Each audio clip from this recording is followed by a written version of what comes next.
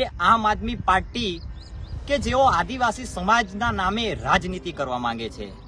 એનું કારણ એ છે, જ્યારે પણ ચૈતર વસાવાને જેલમાં નાખવામાં આવે છે ત્યારે રાષ્ટ્રીય નેતા અને પંજાબના મુખ્યમંત્રીઓ જ્યારે ગુજરાતની અંદર અને ખાસ કરીને આદિવાસી બેલ્ટ એટલે કે દેડિયાપાડાની અંદર સભા કરવા માટે આવી જાય છે. એટલે રાજકીય આખો લાભ લેવા માટે આ આમ આદમી પાર્ટી છે એ પ્રયાસ કરી રહી છે.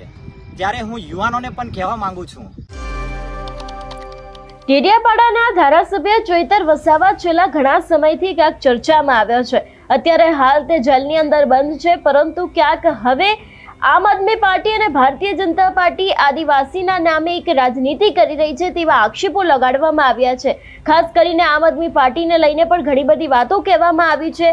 જે પૂર્વ મુખ્યમંત્રી અરવિંદ કેજરીવાલ છે તે અહીંયા આવ્યા હતા, એ જ દરેક વાતને લઈને હવે ક્યાંક રાજકારણમાં ગરમાવો આવ્યો છે અને આક્ષેપો કોને લગાવ્યા છે તેના વિશે વાત કરીએ આજના આ વિડીયોમાં. નમસ્કાર, હું હંસિની અને તમે જોઈ રહ્યા છો નિર્ભય ન્યૂઝ. ડેડિયાપાડાના ધારાસભ્ય ચૈતર વસાવા અને ભારતીય જનતા પાર્ટીના નેતા સંજય વસાવા વચ્ચે જોરદાર બબાલ થઈ હતી. મામલો પોલીસ સ્ટેશન સુધી પહોંચ્યો હતો અને અંતે ચૈતર વસાવાની ધરપકડ કરવામાં આવી હતી. પરંતુ ક્યાંક હવે ભાજપ આપના મોટા નેતા દ્વારા આદિવાસી સમાજના ભાગલા પાડવાની રાજનીતિની રમત ચાલી રહી છે તેવા આક્ષેપો નર્મદા જિલ્લાના NSUIના પ્રમુખ છે તેમના દ્વારા લગાડવામાં આવ્યા છે. જ્યારે ધારાસભ્ય ચૈતર વસાવાની ધરપકડ કરવામાં આવી હતી ત્યારે જેલમાં નાખવામાં આવ્યા ત્યારે તેઓ દ્વારા તેમના ઘરે મુલાકાત માટે આપના પ્રદેશ પ્રમુખ ઈસુદાન ગઢવી નહોતા ગયા. આમ આદમી પાર્ટી આદિવાસી સમાજના નામે રાજનીતિ કરવા માંગે છે તેવા પણ આક્ષેપો છે તે તેમને લગાવ્યા છે. એટલું જ નહીં, ક્યાંક એવું પણ કહેવામાં આવ્યું છે કે ધારાસભ્ય ચૈતર વસાવાને જેલમાં પૂરવામાં આવ્યા ત્યારે રાષ્ટ્રીય નેતા અને પંજાબના મુખ્યમંત્રી આદિવાસી બેલ્ટ પર ડેડિયાપાડામાં સભા કરવા માટે આવ્યા છે. રાજકીય લાભ લેવા માટે આમ આદમી પાર્ટી અત્યારે હાલ પ્રયાસ કરી રહી છે તેવા આક્ષેપો લગાડવામાં આવ્યા છે. ખાસ કરીને કોંગ્રેસ સરકારના સમયમાં સરકારી શાળાઓ ખોલવામાં આવી છે અને આ ભાજપ સરકારના રાજમાં યુવાનોને નોકરી નથી મળતી અને ખાસ કરીને ભાજપ સરકાર અને આમ આદમી પાર્ટી કેવી રીતે આદિવાસી ભાગલા પડે તેવી નીતિ અપનાવી રહી છે તેવા પણ આક્ષેપો તેમના દ્વારા કરવામાં આવ્યા છે. વધુમાં તેમણે શું કહ્યું સાંભળીએ. નમસ્કાર મિત્રો, ઘણા ટાઈમથી લગભગ 20 થી 25 દિવસ થઈ ગયા દરેક ન્યૂઝ ચેનલની અંદર આપણે જોઈએ ત્યારે આદિવાસી બેલ્ટની રાજનીતિ આજે ગુજરાતની અંદર ચર્ચાનું કેન્દ્ર બન્યું છે. આમ આદમી પાર્ટીના ધારાસભ્ય માનનીય ચૈતરભાઈ વસાવાને જે રીતે બીજેપીની સરકાર દ્વારા સંકલન સમિતિની બેઠકની અંદર જે ભાગ લેવા ગયા હતા એની અંદરથી એક કેસ ઉપજાવી કાઢીને જે રીતે એમની અટકાયત થઈ, આ તમામ ઘટનાક્રમ જોઈને સ્પષ્ટપણે એવું લાગે છે કે ભારતીય જનતા પાર્ટીની સરકાર ચૈતર વસાવાને ફસાયો છે. ત્યારે આમ આદમી પાર્ટી અને ભારતીય જનતા પાર્ટી ના મોટા નેતાઓ દ્વારા આદિવાસી સમાજમાં ભાગલા પારો અને રાજ કરોનો નીતિની રાજનીતિની રમત ચાલી રહી છે.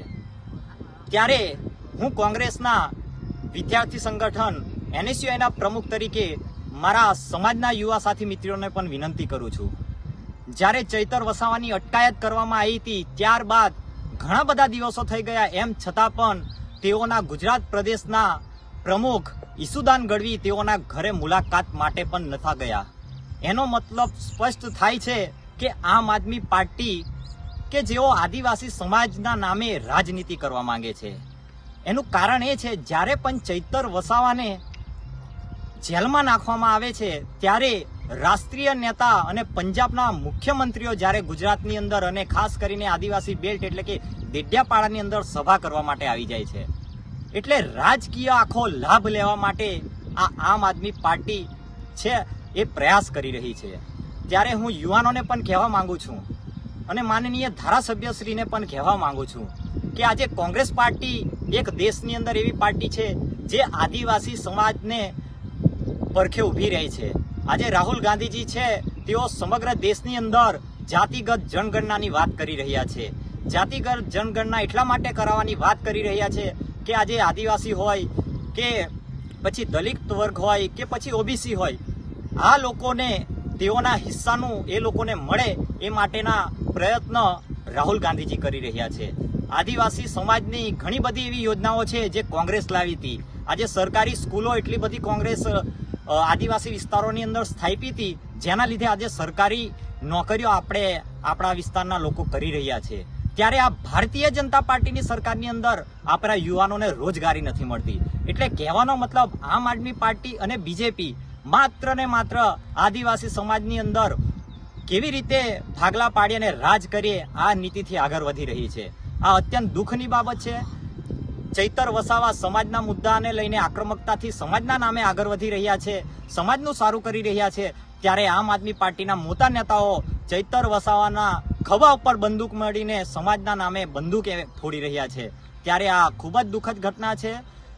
આ લોકો આમ આદમી પાર્ટી જાતિગત જનગણના ને સમર્થન કરે છે કે કેમ, એ પણ હું આમ આદમી પાર્ટીના મોટા નેતાઓને પૂછવા માંગુ છું. કારણ કે આમ આદમી પાર્ટી વાત કરે છે આદિવાસી સમાજને હક અધિકાર આપવાની, પરંતુ આવું કંઈ પણ એ લોકો કરવા તૈયાર નથી. કેમ જાહેરમાં જાતિગત જનગણનાનું સમર્થન આમ આદમી પાર્ટીના કોઈ પણ પ્રદેશના કે રાષ્ટ્રીય નેતા કરતા નથી? એનો મતલબ સ્પષ્ટ છે કે ચૈતર વસાવા લીધે સમાજની અંદર વોટ બેંક ઊભી થાય એ માટે રાષ્ટ્રીય સંયોજક અરવિંદ કેજરીવાલ અને પંજાબના મુખ્યમંત્રી ભગવત માન આદિવાસી વિસ્તારની અંદર વોટ બેંક તરીકે કામ કરી રહ્યા હોય એવું અમને સ્પષ્ટ લાગે છે. અને હું એ પણ કહેવા માંગુ છું આપણા આદિવાસી સમાજના યુવાનોને, આજે કોંગ્રેસની સરકાર છે જેઓએ મનરેગા યોજના લાવી. આજે ગામે ગામ મનરેગા યોજના આજની તારીખે પણ ચાલુ છે. તેનાથી ગામના લોકોને વિકાસના માટે પણ અને રોજગારીના માટે લાભદાયી યોજનાઓ છે. આજે અનાજની યોજના હોય એ પણ કોંગ્રેસ લાવી હતી. આજે શાળાઓ કોંગ્રેસે સ્થાપી છે. આજે કોંગ્રેસે દેશના વિકાસમાં મૂળભૂત પાયો કોંગ્રેસનો છે. ત્યારે કોંગ્રેસ પાર્ટીની અંદર યુવાનો જોડાય એવી પણ અપેક્ષા હું રાખું છું. ત્યારે આમ આદમી પાર્ટીના દિગ્ગજ નેતાઓને હું કહેવા માંગુ છું કે અમારા સમાજની અંદર ભાગલા પારો અને રાજ કરવાની નીતિ તમે બંધ કરો. અને ભારતીય જનતા પાર્ટીને પણ કહેવા માંગુ છું કે ભાગલા પારો ને રાજનીતિ કરી અને અમારા સમાજને ગુમરાહ ના કરો, એવી જ હું અપેક્ષા પણ રાખું છું. મારું નામ તરવી તેજસ, NSUI જિલ્લા પ્રમુખ નર્મદા. ધન્યવાદ. એટલે જે પ્રમાણે ક્યાંક ને ક્યાંક તેમના દ્વારા એવું કહેવામાં આવ્યું છે કે ભારતીય જનતા પાર્ટી છે એ પણ ક્યાંક આવી રાજનીતિ કરી રહી છે, અને ખાસ કરીને આમ આદમી પાર્ટી છે તો અત્યારે હાલ આદિવાસીના જે ભાગલા પાડવા માંગી રહી છે તેવી વાત કરવામાં આવી છે. આદિવાસીના નામે રાજનીતિ કરવામાં આવી રહી છે તેવી પણ ક્યાંક વાત કરવામાં આવી છે. એટલે ખાસ કરીને હવે આગામી સમયમાં જોવાનું રહેશે કે આ વાતની પ્રતિક્રિયા આમ આદમી પાર્ટી કે પછી ભારતીય જનતા પાર્ટી દ્વારા આપવામાં આવશે કે કેમ. તમારું શું માનવું છે આ વિષયને લઈને અમને કમેન્ટ કરીને ચોક્કસ જણાવજો. તેની સાથે અમારી ચેનલ નિર્ભય ન્યૂઝને લાઈક, શેર અને સબસ્ક્રાઇબ કરવાનું ભૂલશો નહીં. નમસ્કાર.